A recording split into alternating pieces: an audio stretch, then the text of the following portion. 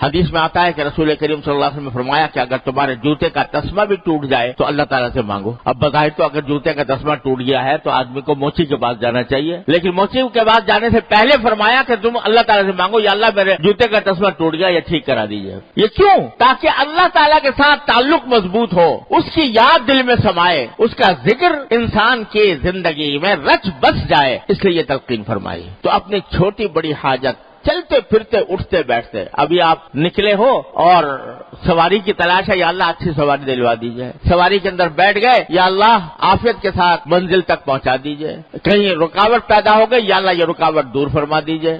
مانگتے رہو مانگتے رہو مانگتے رہو، رٹ لگاؤ اللہ تبارک و تعالیٰ سے مانگنے کی. اور دوسرا یہ کہ اللہ تعالیٰ نے الحمدللہ ہر انسان پر نعمتوں کی بارش کی ہوئی ہے، تو ہر نعمت کا تصور کر کے اللہ تعالیٰ کو کثرت سے شکر ادا کرنے کی عادت ڈالیں. یہ دو عظیم عبادتیں ہیں اور عظیم کام ہیں. ایک شکر اللہ تبارک و تعالیٰ کی نعمتوں کا، اور دوسرے اللہ تعالیٰ سے مانگنے کی عادت، چاہے چھوٹی بڑی عادت، چھوٹی بڑی حاجت ہو، کوئی حاجت ہو، اللہ تعالیٰ سے مانگنے کی. یہ دو باتوں کا اگر انسان اہتمام کر لے کہ شکر کثرت سے ادا کرے، کثرت سے ادا کرے، صبح سے لے کے شام تک کی زندگی میں اس کو اپنا تکیہ کلام بنائے، اس کو اپنی عادت مستمرہ بنائے کہ آدمی اللہ تعالیٰ کی نعمتوں کا شکر ادا کر رہا ہے، اور جو کوئی حاجت ہے چھوٹی بڑی اللہ تعالیٰ سے مانگنے کی عادت ڈالے. یہ کر کے دیکھیں، اس کی مشق کرنی ہوتی ہے، اس کی عادت ڈالنی ہوتی ہے. یہ مشق اور عادت ہو جائے تو اللہ تبارک و تعالیٰ کے ساتھ جتنا آپ مانگو گے اور جتنا اللہ تعالیٰ کا شکر ادا کرو گے، اللہ تعالیٰ کے ساتھ تعلق مضبوط ہوگا، اور تعلق مضبوط ہونے کے نتیجے میں اس کی یاد اور اس کا ذکر دل میں سمائے گا، اور سما گیا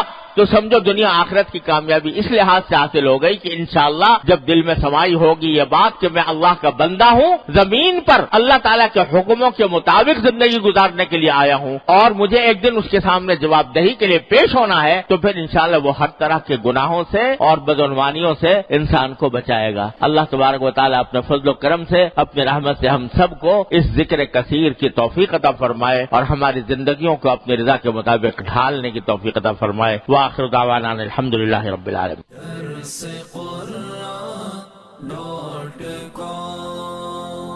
www.darsequran.com